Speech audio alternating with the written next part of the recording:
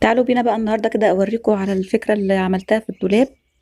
ريحتني من هم الطرح لسنين طويلة بصراحة. انا صورت لكم بعد ما استعملتها مدة بقى علشان اعرف كده اللي هي هتبقى مريحة معايا ولا لا. ده الدولاب عندي. طبعا لو انت بتعملوا الدولاب لسه انصحك تعملي اللي انا عملته دوت. لو مش الدولاب عندك قديم وعايزة تستفيدي من الفكرة، اعمليها في الجناب بتاعة الدولاب، في اي ضلفة او في اي رف كده يكون طويل، او الضلفة بتاعة الهدوم اللي انت بتعلقيها في الجنب كده. في علاقات بتيجي زي علاقات الستاير. يعني هي دلوقتي كده معمولة بالعرض، انت بعرض الدولاب، انت بقى اعمليها بطول الدولاب كده على الناحية اللي انا بشاور لك عليها دي كده. جيبي في علاقات بتيجي كده زي بالظبط ما بتعملي علاقة الستارة. هتعمليها كده في ناحية، مش هتاخد معاكي خالص في الدولاب اي حاجة. وبصراحة هتريحك قوي. هتعمليها كده بطول بقى، بطول الطرح الموجودة عندك. أنا بالنسبة لعندي المسافة الصغيرة دي قضت كل الطرح الموجودة. عندي أنا بستعمل يعني أنواع طرح، وبعد فترة بغيرها وكده. زي ما انتوا شايفين دلوقتي المكان مش كبير. أنا بقى حطيتهم في درج التسريحة، طبقتهم، حطيتهم في البوكسات دي، جبت العلاقات اللي هي المدورة دي. في الأول كده بتبقى الدنيا تمام، وبتطبقيهم بقى تطبيقات صغيرة وكلام زي ده. أما طبعا مع الخروج وإن انت بتيجي من بره بتبقي تعبانة بعد مدة، أو بتكوني مثلا جايبة الغسيل أو أيا كان يعني. بعد مدة مع الاستعمال مش بترصي نفس الرصة اللي انت كنت عاملاها. والكلام ده مش معايا، أكيد هيبقى مع الكل وهتفهمه. والطرح بتعمل يعني زي ما انتوا شايفين كده بتعمل دوشة في أي مكان تحطه. انا جبت الطرح زي ما انتم شايفين كده وطبقتها. طبعا تقدري ترصيها بقى زي ما انت عايزه على حسب المكان الموجود عندك. انت هتعملي الماسوره دي مقاس كام؟ وانا بالنسبه ليا انا رصيتهم على حسب الخامه. يعني عملت الشيفون مع بعضه، عملت الشيفونات مع بعضها، عملت القماشه اللي هي اللي على قطن مع بعضها، اللي على القماشه اللي هي السكرفات مع بعضها، الشيفون مع بعضه. طبعا انت بقى ممكن تعمليه على حسب الالوان. لو انت مثلا بتلبسي طرح كتير وكده وعندك الوان قريبه من بعضها، ممكن بقى تعملي على حسب الالوان، يعني درجات الاخضر، درجات الازرق، على حسب ارتياحك.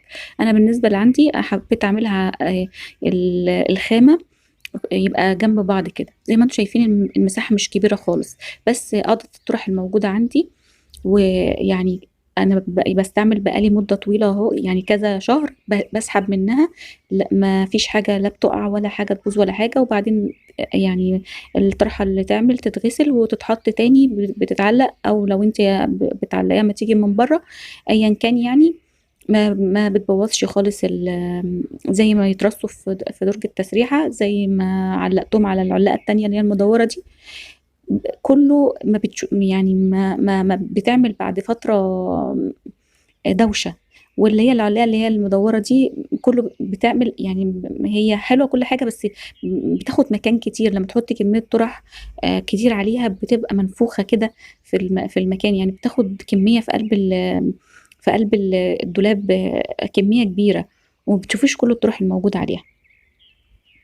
زي ما انت شايفة كده انا خدت الفكرة دي من ان هم بتوع الطرح نفسهم. بتشوفيهم كده في المحلات عاملين مواسير كده وحاطين عليها الطرح. فانا قلت يعني ليه ما اعملش الحكاية دي. لو انت بقى زي ما قلت لك بتعملي الدولاب جديد، او عندك حتى في اي اوضة واي دولاب، يعني لو انت بنت او متجوزة او اي حاجة، يكون مكان زي ده كده وتعملي عليه.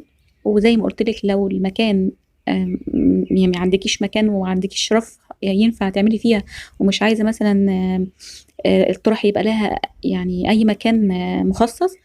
الضلفة اللي هي بتاعت الهدوم اللي بتتعلق، اللي موجودة في كل أي دولاب، تعمليها بالعرض. بس طبعا مش هتجيبي بقى الحوامل بتاعت العلاقة اللي انت شايفاها دي. هتجيبي حوامل زي بتاعت الستارة علشان ترفعها لك شوية لقدام فتعرفي تدخلي الطرح. طبعا انتوا فاهميني. تعرفي تدخلي الطرح فيها، فلازم تجيبي علاقة زي بتاعت الستاير كده عشان تخلي الماسورة لقدام شوية. زي ما انتوا شايفين بتاخد كمية طرح كبيرة جدا، لان انت بتزنقي الطرح زي ما انت شايفة كده لما انا بعمل. فشوفوا كل كمية الطرح اللي كانت على السرير، كمية مش قليلة. بتترص قدامك، تحس اللي هي مش واخدة مكان كتير ولا حاجة. هكمل بقى كده كل اللي موجود. ده خلصت اللي هو الشيفونات، وده الخامة التانية اللي هي على قطن شوية، هحطهم برضو جنبهم كده. وزي ما قلت لك بقى، انت لو عندك كمية طرح اكتر وبتجيبي الوان مختلفة وكده، تقدري ترتبي على حسب، انت على حسب اللون الموجود عندك. انا رتبت حسب الخامة، تقدري تحطي بقى انت الاخضرات اللي كده يعني. بس الفكرة دي طبعا لو انت بقى بتلبسي طرح كتير قوي من هواة الطرح، يعني في ناس بتحب تجيب طرح كتير، في ناس بتحب الطرح وناس بتحب الشنط وكده. فلو انت من النوع اللي بتحب الطرح كتير، اعمليها في الجنبين الاتنين بتوع الدولاب. لو ما عندكيش مساحة، لو عندك بقى مساحة ولسه بتعملي، ممكن تكبري بقى شوية. وممكن كمان يا بنات تعملوها بره الدولاب. بس انا بره الدولاب دي يعني هتتعرض للترابه والكلام دوت. يعني ممكن مثلا لو انت في الاوضه مثلا، ممكن تعمليها ورا الباب. يعني تعملي نفس الفكره دي بس ورا الباب بمواسير. انا كده خلصت كل الطرح الموجوده عندي. وعندي بقى الباسكت ده بلم فيه البندانات، كل انواع بقى البندانات اللي انت بتلبسيها. انا بالنسبه لي بحب البندانات السوداء، مش ببينها من الطرحه. يعني في بيحبوا مثلا يجيبوا بقى بندانات برضو كتير، ويبقى البندانه من الطرحه ويبينوا حته منها من قدام والكلام ده. لا، انا بستعمل البندانه عشان ما ت... يعني تثبت الطرحه معايا، مش عشان تبان من قدام. فدايما بحب البندانات السوداء، بجيب كميه كبيره منها وبحطها في الباسكت زي ما انتم شايفين كده. ممكن بقى يعني يبقى عندك بقى الوانات كتير بنات، فترصيها بقى انت زي ما انت عايزه. بس أنا زي ما قلت لكم، انا مش ببين البندانه من الطرحه خالص. انا بشد الطرحه لقدام، فدايما عندي البندانات السوداء هي المميزه يعني. وكده خلاص، زي ما انتم شايفين البوكس بقى بتاع البندانات والطرح معاه. وزي ما انتم شايفين الدولاب بقى مرتب خالص، بقى دوشه الطرح واللي انت تشدي وبعدين تيجي تحطي تاني والكلام اللي والله ضايقني جدا لغايه ما عملت الفكره دي وصورتها لكم بعد ما استعملتها. لا طرحة بقى بتقع منك ولا اي حاجة. هي بتبقى بتمسكي كده الطرحة التانية بايدك وبتسحبي الطرحة اللي انت عايزاها. وبتبقي انت عارفة مثلا ان الخامة دي شفون، فبتسحبي من هنا بتبقي عارفة ان الطرحة دي اللي في النص ده بتبقى الخامة اللي هي على قطن، ويبقى الخامة الاتقل، وبتشدي منها.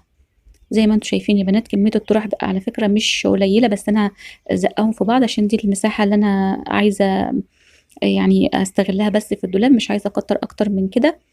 فزي ما انتم شايفين فكرة جميلة جدا، وزي ما قلت لكم تنفعوا تعملوها بره الدولاب على الباب بتاع الأوضة. بس طبعا ده لو حد فعلا ما عندوش أي مساحة في الدولاب، عشان طبعا ورا الباب هتبقى عرضة للترابة.